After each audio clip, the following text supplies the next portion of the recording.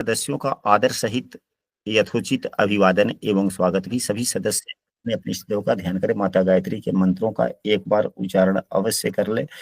साथ ही अपने प्रेरणा के स्रोत एवं अपने गुरुजनों को अंतर्मन से अभिवादन कर ले। हम लोगों के द्वारा प्रतिदिन कुंडली फलादेश पर आयोजित कक्षा आयोजित होती है। कल की कक्षा में हम लोगों ने जो पढ़ा था, कल की विषय वस्तु भी यही थी, सातवें भाव में किस भाव के स्वामी तो दाम्पत्य जीवन कैसा। कल की कक्षा में हम लोगों ने यदि लग्नेश सातवें भाव में बैठे या द्वितीय तीसरे भाव, चौथे भाव, पांचवें, छठे, सातवें, आठवें एवं नौवें भाव के स्वामी यदि सप्तम भाव में बैठते हैं तो क्या फल देते हैं, इस पर हम लोगों ने कल की कक्षा में चर्चा किया था। आज की कक्षा में यहाँ पर जैसा कि आप लोग देख रहे हैं कि भाग 2, तो दसम भाव के स्वामी यदि सातवें भाव में बैठते हैं तो किस प्रकार का फल देते हैं, 11वें भाव के स्वामी एवं 12वें भाव के स्वामी यदि सातवें भाव में बैठते हैं तो किस प्रकार के फल दे सकते हैं, इस पर आधारित आज की कक्षा होगी। और कक्षा हम लोगों की लगभग 1 घंटे की चलती है। यदि समय बाकी रहेगा तो हम लोग सप्तमेश एवं अन्य भावों के स्वामी से राशि परिवर्तन पर दाम्पत्य जीवन में क्या प्रभाव पड़ता है, इस पर हम लोग चर्चा करेंगे। इससे पूर्व में हम लोगों ने भावेशों के राशि परिवर्तन से किस प्रकार के अच्छे या बुरे योग बनते हैं, उस पर हम लोगों ने चर्चा किया था। लेकिन आज की जो चर्चा होगी सप्तमेश के राशि परिवर्तन से तो दाम्पत्य जीवन के प्रभाव पर पड़ने वाले विषय वस्तुओं पर आज की कक्षा में चर्चा होगी। तो आइए शुरू करते हैं। यदि कोई सदस्य इस कक्षा में नया है और नियमित रूप से प्रतिदिन की कक्षा में शामिल होना चाहते हैं तो स्क्रीन पर दिख रहे नंबर पर व्हाट्सएप पर कक्षा में कंटिन्यू हो सकते हैं। दसम भाव का स्वामी यदि सातवें भाव में होता है तो दसम भाव क्या है, धर्म भाव तो नहीं है परंतु कर्म भाव है। यहां से दसम भाव से हम लोगों का चरित्र का निर्माण भी होता है। हम जैसा काम करते हैं वैसा ही होता है। दसम भाव कुंडली का सबसे बलवान भाव भी कहा जाता है और सबसे अधिक शुभ भाव भी कहा जाता है, क्योंकि त्रिकोण भाव से अधिक शुभ भाव केंद्र भाव, त्रिकोण से अधिक बलवान केंद्र भाव, और केंद्र में भी लग्न से अधिक बलवान चौथा, चौथे से अधिक बलवान सातवां, सातवें से अधिक बलवान दसवां। यूं कहा जाए तो दसम भाव सबसे अधिक प्रभावशाली होता है। और हम लोगों ने या हम पूर्व में जब लग्न कुंडली बनाते थे पंचांग से तो लग्न साधन करने के बाद में सबसे पहले दसम भाव का ही साधन करते थे। तो लग्न के बाद में दसम भाव की सबसे महत्वपूर्ण भूमिका होती है। यहां पर 2 प्रकार के संबंध बन जाते हैं। यह सातवें भाव से चौथा भाव होता है। यदि सातवां भाव को लग्न माना जाए तो दसवां भाव सुख भाव है। चौथे भाव को यदि लग्न मान लिया जाए तो दसवां भाव सातवें भाव का सुख भाव हो गया एवं लग्न भाव का यह कर्म भाव है। तो जब कर्म भाव का ही स्वामी, अब यहां पर हम लोग इसको थोड़े दूसरे कायदे से देखें कि यदि दशमेश सातवें बैठता है यानी कि चौथे भाव का स्वामी जब लग्न में बैठ जाए, यदि चतुर्थेश लग्न में बैठ जाए तो यह सदैव शुभ फल देता है। शुभ फल देता है या नहीं शुभ फल देता है? देता है गुरु। ठीक उसी प्रकार यदि 10वें भाव का स्वामी अगर लग्न में बैठ जाए, भले 7वें भाव में बैठ जाए, तो क्या शुभ फल ही देता है। तो यदि दसम भाव का स्वामी 7वें भाव में बैठता है तो यह कर्म भाव का स्वामी होकर लग्न पर भी देखता है। दसम से दसम भी हो गया भावत भावम के हिसाब से, और उसकी दृष्टि लग्न पर बनी, यानी कि इस दशमेश का संबंध भावत भावम से अपने भी भाव का कुछ गुण हुआ, कुछ दसम से दसम भाव का यानी कि भावत भावम का भी कुछ गुण लेकर के लग्न को देखा। तो व्यक्ति गुणी, धार्मिक, सत्कर्मी, सत्यवादी, बहुत अच्छा जीवन वाला और दाम्पत्य सुख उसे मिलता भी है। व्यक्ति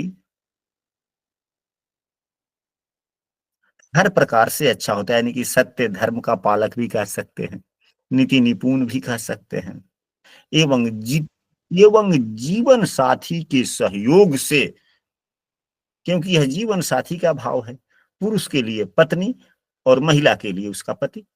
यदि दशमेश ही सप्तम भाव में हो तो अपने पत्नी या अपने पति के सहयोग से सुख प्राप्त करने वाला होता है। एक बात। दूसरा दूसरा गुण जो व्यक्ति में विकसित होता है कि दसम भाव जो कार्य भाव है, और कार्य भाव का स्वामी अपने से भावत भावम के अनुसार दसम से दसम आकर बैठ गया तो डबल कार्य भाव हो गया। तो कोई और इसकी दृष्टि यदि लग्न पे पड़ी तो यह व्यक्ति कोई भी काम करेगा ना तो बड़ा सोच समझ कर करता है। तो अन्य व्यक्तियों की अपेक्षा जिसके दसम भाव के स्वामी सप्तम भाव में होते हैं उसके काम थोड़ा ज्यादा ही सफल होता है। आजीविका चाहे जिस क्षेत्र का शुरू करे उसमें सफलता इसको थोड़ा सा अधिक मिलने की संभावनाएं बनती है। और दसम भाव के स्वामी हो जाने, दसम भाव के स्वामी के सप्तम भाव में बैठने से यह कार्य भाव भी है। कर्म भाव तो दसवां ही कहा जाता है ना। जी गुरुदेव। तो कर्म भाव के स्वामी के सातवें बैठ जाने से जीवन साथी को हम कह सकते हैं यह कर्म भाव है तो कार्य कुशल, तो जीवन साथी कार्य कुशल। और जब चौथे भाव का स्वामी लग्न में बैठता है, यानी कि दसम भाव का स्वामी यहां सातवें भाव में बैठा, अच्छा हो गया। तो यदि चौथे भाव का स्वामी लग्न में बैठता है तो व्यक्ति अपने हितों के लिए धन को जोड़ता है, स्थिर धन को जोड़ता है। ठीक उसी प्रकार उसके जीवन साथी भी उसके हितों को ध्यान में रखते हुए अपने जीवन साथी के संपत्ति व सुख को बढ़ाने का प्रयास करता है, करती है। दाम्पत्य सुख अच्छा भी होता है, ऐसा कहा जा सकता है। हाँ, यह जो हम लोगों ने चर्चा किया यह ग्रहों की शुभ स्थितियों पर निर्भर करता है। अब कोई दसम भाव का स्वामी होकर के यहाँ पर बैठ जाए, सातवें भाव में बैठ जाए, शत्रु राशि में हो जाए, नीच की राशि में हो जाए, अंश से खराब हो जाए, राहु से युत दृष्ट हो जाए, राहु से ग्रहण योग में आ जाए, या अंशात्मक मान से खराब हो जाए, पाप ग्रह के से युत हो जाए, या अष्टमेश से युत दृष्ट हो जाए, तो फलों में परिवर्तन कमी होने की संभावना भी होती है। दूसरा भाव एक यह है कि यदि दशमेश दूसरी बात यह हो जाता है यदि दशमेश सप्तम भाव में होता है तो यह दशम से दशम होने के कारण व्यक्ति के शादी होने के बाद अपने जीवन साथी के भाग्य के अनुसार उसका बदलाव होता चला जाता है। यानी कि जीवन साथी का भाग्य भी उसके साथ जुड़ जाता है। जिस यह दशम भाव क्या है? यह दशम भाव क्या है? अगर यह पुरुष की कुंडली है तो उसकी पत्नी, और दसम भाव उसके पत्नी की माता। लेकिन कर्मभूमि क्या हो गया? इस भाव का सप्तम भाव का कर्मभूमि तो चौथा भाव है।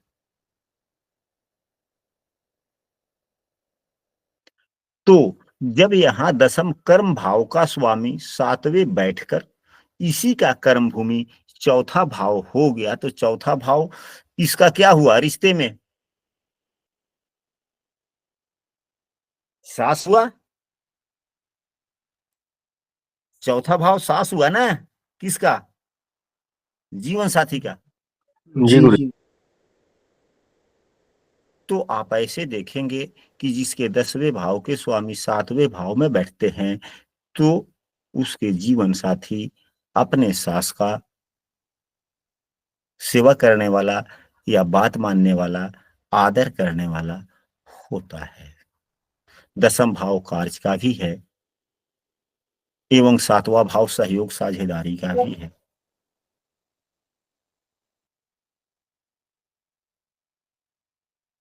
तो हम कह सकते हैं कि साझेदारी से भी अगर यह व्यक्ति व्यवसाय अपना करता है, शुरू करता है, तो उसमें भी लाभ प्राप्त होने की संभावनाएं बन सकती है। यह हुआ दसम भाव के स्वामी यदि सातवें भाव में बैठ गए तो। अब हम लोग चलते हैं, क्या आप लोगों में से किसी व्यक्ति के दसम भाव के स्वामी सातवें भाव में बैठे हुए हैं? तो इन सूत्रों को आप लोग अपने जीवन पर लगा कर देखें। जब हम 11वें भाव एवं 12वें भाव तीनों ही भाव पर चर्चा कर लेंगे तो हम एक बार आप लोगों से आप लोगों की राय भी लेने का प्रयास करेंगे। यदि अब यहीं 11वें भाव का स्वामी अगर सातवें बैठते हैं तो यह 11वें भाव से यह नवम भाव होता है एवं सातवें भाव से यह पंचम भाव होता है। पांचवा भाव हमारे जीवन साथी के बुद्धि विवेक का भी भाव होता है, ज्ञान का भी भाव होता है, क्योंकि पंचम भाव से बुद्धि विवेक का विचार किया जाता है ना। जी गुरुदेव। ठीक उसी प्रकार 11वें भाव से हम अपने जीवन साथी के बुद्धि विवेक के बारे में भी जान सकते हैं, समझ सकते हैं। 11वां भाव व्यक्ति का इच्छा भाव भी होता है एवं लाभ भाव भी होता है। 5वां भाव आकस्मिक धन का भी होता है और यह लाभ भाव भी है। जीवन साथी से 5वां भाव भी है, तो जीवन साथी से 5वां होने के कारण और व्यक्ति का यह स्वयं का लाभ भाव होने के कारण यहाँ दो प्रकार से लाभ की स्थितियां बनी। जीवन साथी के द्वारा एकाएक व्यक्ति को लाभ यानी कि ससुराल पक्ष,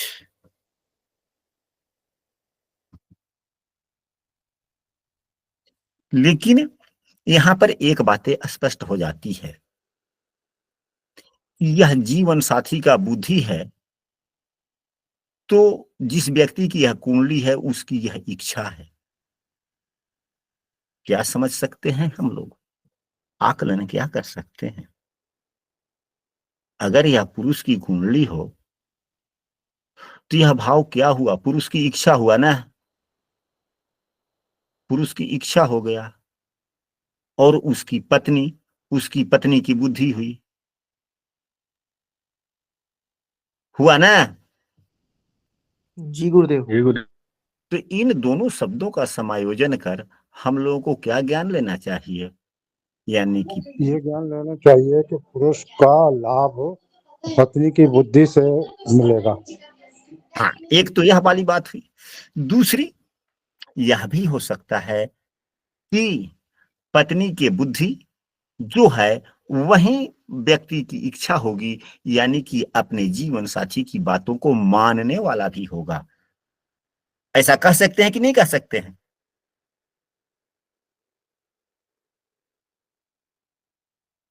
गुरु जी, गुरु जी, लेकिन ये त्रिशदाय भी तो है ना। त्रिशदाय है तो यह वह दूसरी बात हो गई।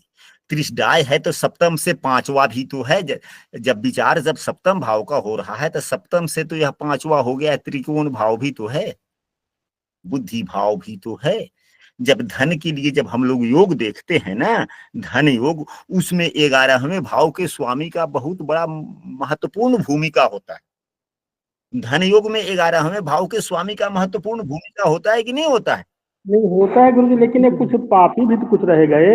जब पाप रहेगा तो जब पाप वाली बात हम लोग चर्चा करेंगे तब तो अभी तो धन वाली चर्चा हो रही है, बात वाली चर्चा हो रही है, बुद्धि वाली चर्चा हो रही है, तो उस विषय से चले।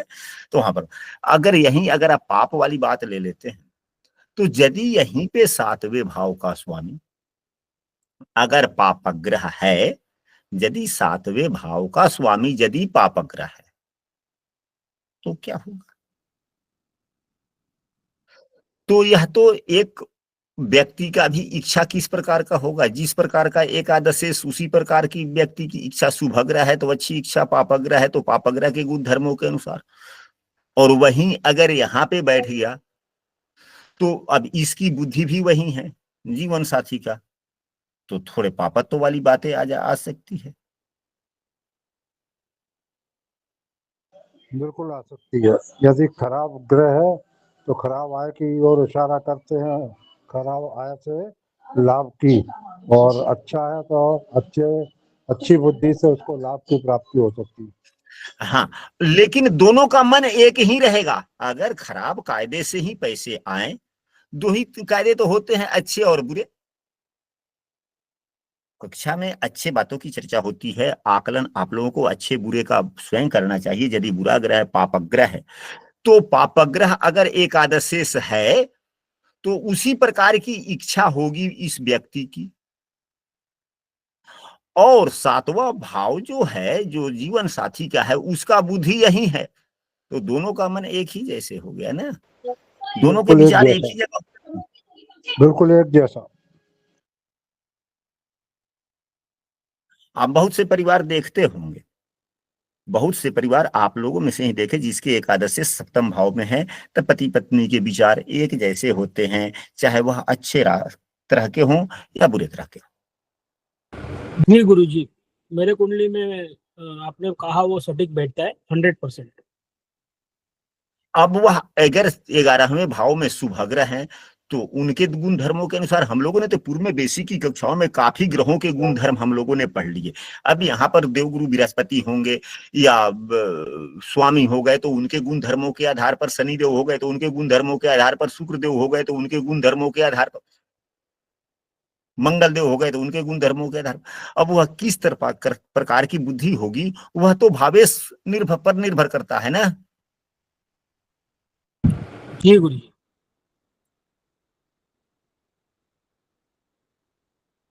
यह जो है व्यक्ति को थोड़ा मन चला भी बना देता है।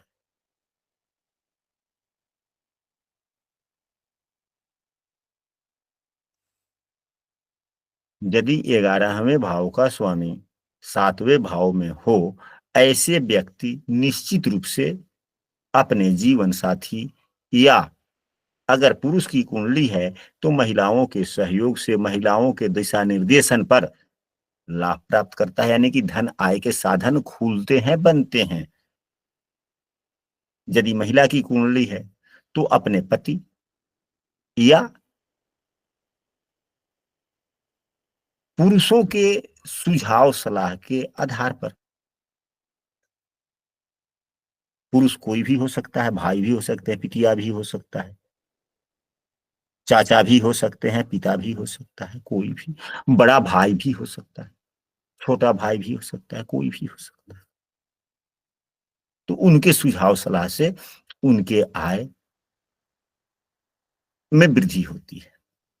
अब हम लोग चलते हैं कि यदि 12वें भाव के स्वामी, यदि 12वें भाव के स्वामी अगर 7वें भाव में हो तो क्या हो सकता है। 12वां भाव क्या है? भोग का है। 12वां भाव भोग का है। 12वां भाव अस्पताल का भी है, और भी कई चीजें हैं, लेकिन दाम्पत्य जीवन में जिन जिन विषय वस्तुओं का विचार होता है हम लोग उस पर भी चर्चा कर लेते हैं थोड़ा सा कुछ आगे भी।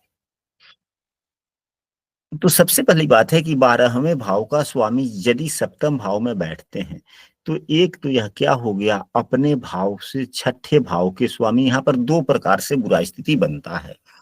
एक लग्न कुंडली से भी 12वें भाव का स्वामी। तो हम लोगों ने यह पढ़ा है कि जिस भाव में कुंडली के छठे, 8वें या 12वें भाव का स्वामी बैठ जाता है तो उस भाव के फलों को खराब करता है।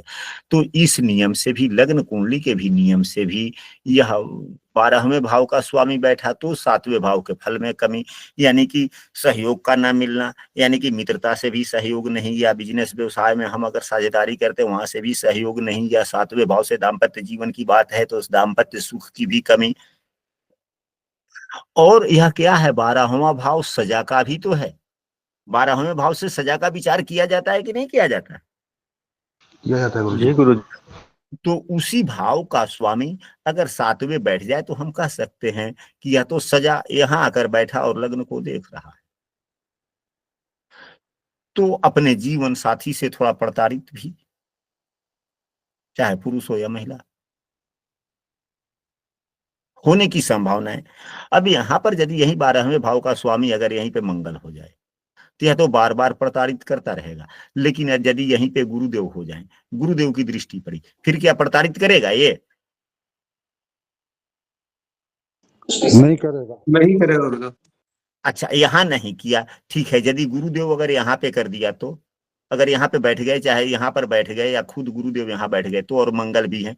हम लोगों ने चर्चा कर लिया कि यदि हैं 12वें भाव के स्वामी अगर यहाँ पे बैठ जाते हैं, यहाँ पर 1 नंबर की राशि हो जाए, 8 नंबर की राशि हो जाए, बैठ गए मंगल देव, देख लिए लग्न को, प्रताड़ित वाली बात आ गई। मंगल में प्रताड़ित करने की भी क्षमता है, मंगल देव तो प्रताड़ित ही करते हैं ना। दबंगता वाली बात है, ऊर्जा वाली बात है, उत्साह वाली बात है, मनमुटाव वाली बात है। तो जो ग्रह जहां बैठेगा उसी प्रकार के वहां के जीव तत्वों में अपना गुण देगा। तो जीवन साथी में मंगल अपना गुण देगा कि नहीं देगा? बिल्कुल देगा। तो अभी हम लोगों ने चर्चा कर लिया कि अब तो प्रताड़ित, तो हम अगर यहाँ डांट फड़कार वाली बात है तो इसको दूसरे शब्दों में हम लोग प्रताड़ित कह सकते हैं ना। बिल्कुल कह सकते हैं। कह लिए, ठीक है। लेकिन अगर देव गुरु बृहस्पति की दृष्टि मंगल पर पड़ जाए तो क्या फिर यह प्रताड़ित करेगा? अगर प्रताड़ित भी करेगा तो अच्छे शब्दों से करेगा, उदारवादी शब्दों से करेगा। जीवन साथी को इसके द्वारा जो प्रताड़ना मिलेगा उसको यह जीवन साथी बुरा भी नहीं मानेगा, क्योंकि देवगुरु बृहस्पति की दृष्टि है। इसके उग्रता में भी एक दूसरे प्रकार का उदारता छिपा हुआ होगा, क्योंकि गुरु तो अपना कुछ ना कुछ गुण देंगे ना। अगर गुरुदेव देख रहे हैं तो कुछ ना कुछ गुण देंगे कि नहीं देंगे? देंगे गुरुदेव। वह हो गया। अगर यही देव गुरु बृहस्पति मंगल को नहीं देखकर अगर देव गुरु बृहस्पति लग्न को देख रहे हैं, फिर क्या फल होगा? इसी प्रकार की चर्चाओं से हम लोगों का ज्ञान बढ़ता है, विवेकशीलता बढ़ती है, एवं फलादेश में हम लोग तरह तरह के बात को सोचकर नई एक सूत्र भी बनाते हैं एवं एक नए प्रकार से फलादेश करने का तरीका भी सीखते हैं। यदि गुरुदेव लग्न को देखेंगे फिर क्या होगा इस स्थिति में? लग्न को बल मिलेगा। तो यह व्यक्ति जो है, जीवन साथी चाहे जितना उग्रता से यह बोल दे, तो यह व्यक्ति क्या करेगा? अपने बुद्धिवानी एवं विवेकता से हंसकर इसके बातों को टाल देगा, और यह क्या समझेगा?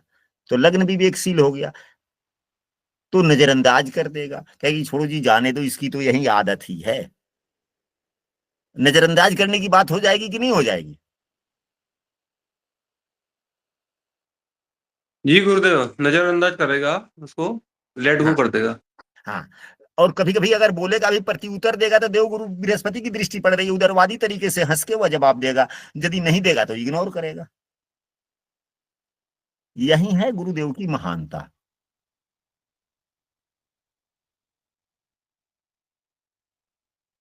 यह व्यक्ति को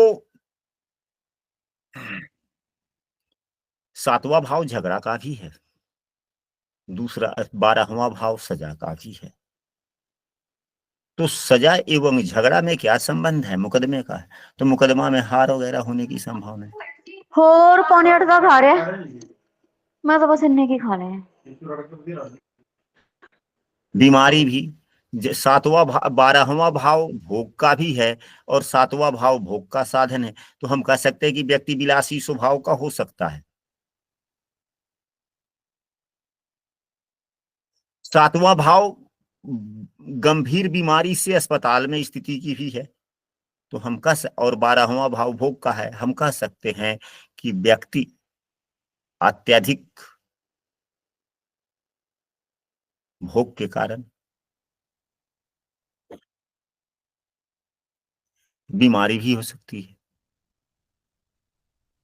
ऐसी भी संभावनाएं हो सकता है, क्योंकि 7वां भाव भी मार्केसी है, तो यह भी एक बीमारी का भी जड़ है, और 12वां भाव भी तो वही है, और दोनों में खडाष्टक योग भी है। जातक अस्वस्थ भी रह सकता है, क्योंकि 12वें भाव के स्वामी की दृष्टि लग्न पर भी पड़ रही है। जीवन साथी भी बीमार रह सकता है। यह जो 12वें भाव के स्वामी जब 7वें भाव में बैठते हैं तो संतानहीनता के ढेर सारे सूत्र हैं। उस सूत्र में एक सूत्र यह भी है कि यदि 12वें भाव के स्वामी 7वें भाव में बैठते हैं तो यह संतानहीनता की तरफ लेकर जाता है।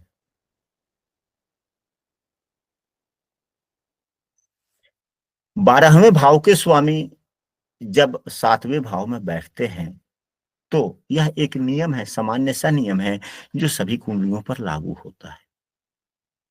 12वें भाव के स्वामी जिस भाव में बैठते हैं, सभी व्यक्तियों के किसी न किसी भाव में तो बैठे होंगे। ऐसी बात थोड़े है कि किसी की कुंडली में 12वें भाव के स्वामी किसी भाव में है ही नहीं, ऐसा तो नहीं हो सकता ना। नहीं हो सकता गुरुजी। नहीं हो सकता। किसी न किसी भाव में होंगे। तो सामान्य सा नियम क्या है?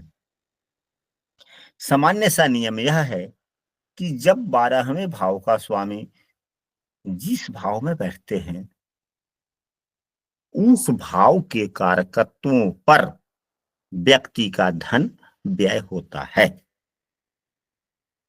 तो हम कह सकते हैं कि 12वां भाव खर्चे का है, 12वें भाव के स्वामी बैठ गए 7वें भाव में, तो यह जीवन साथी है एवं वैवाहिक संबंध है।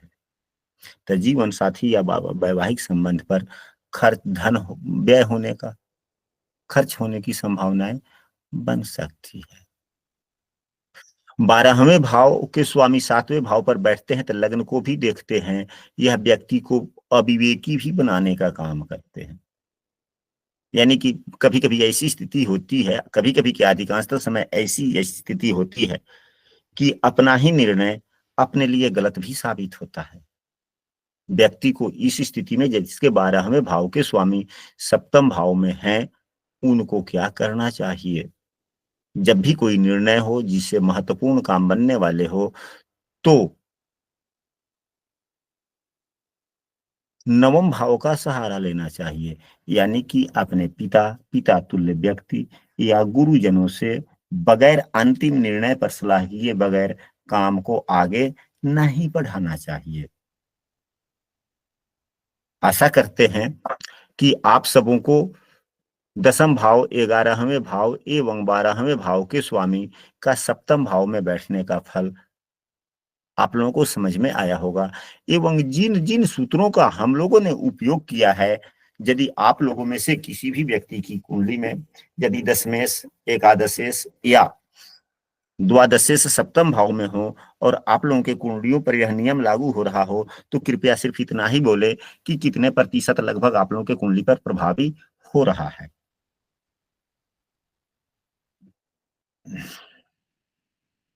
हंड्रेड % गुरुदेव।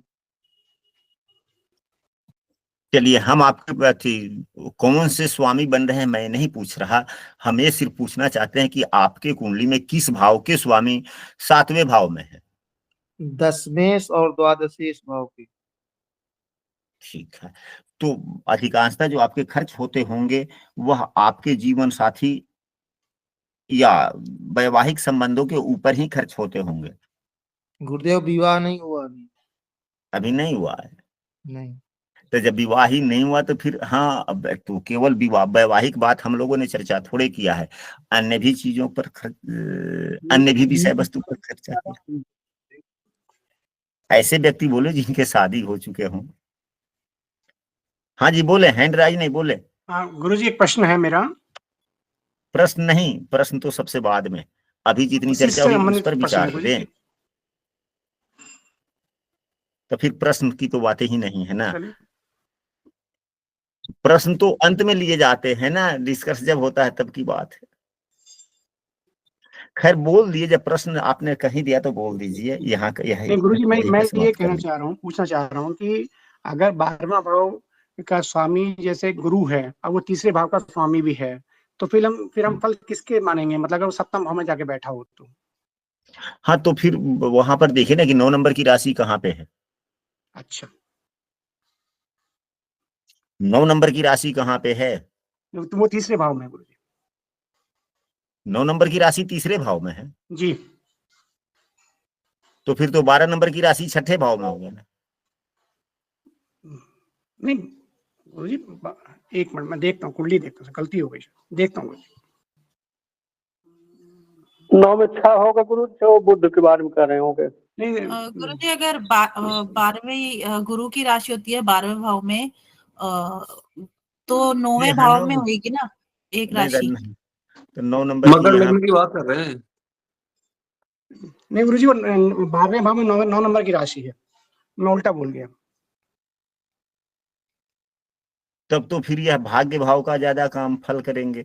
यहाँ पर 12 नंबर की राशि हुई, यहाँ 9 हुआ, तो यहाँ पर यह 40% कुछ ना कुछ हल्का यह ज्यादा यहाँ का फल देंगे और कम 12वें भाव का देंगे, लेकिन फल तो दोनों ही भाव का देंगे। अच्छा ठीक है। मतलब कि मूल त्रिकोण देखते हैं ना, मूल त्रिकोण इनकी जहां पर होगी जिस ग्रह की, उस भाव का ज्यादा फल देंगे, एवं दूसरे भाव में जहां मूल त्रिकोण नहीं होगी वहां का फल कम देंगे, लेकिन देंगे तो दोनों ही जगह होगा। ठीक जी। अब बातें स्पष्ट हुई? जी बिल्कुल स्पष्ट हो गई। चलिए जी ठीक है। अब हम लोगों की यहाँ पर यह विषय वस्तु समाप्त होती है। अब हम लोग इससे आगे समझने का प्रयास करते हैं।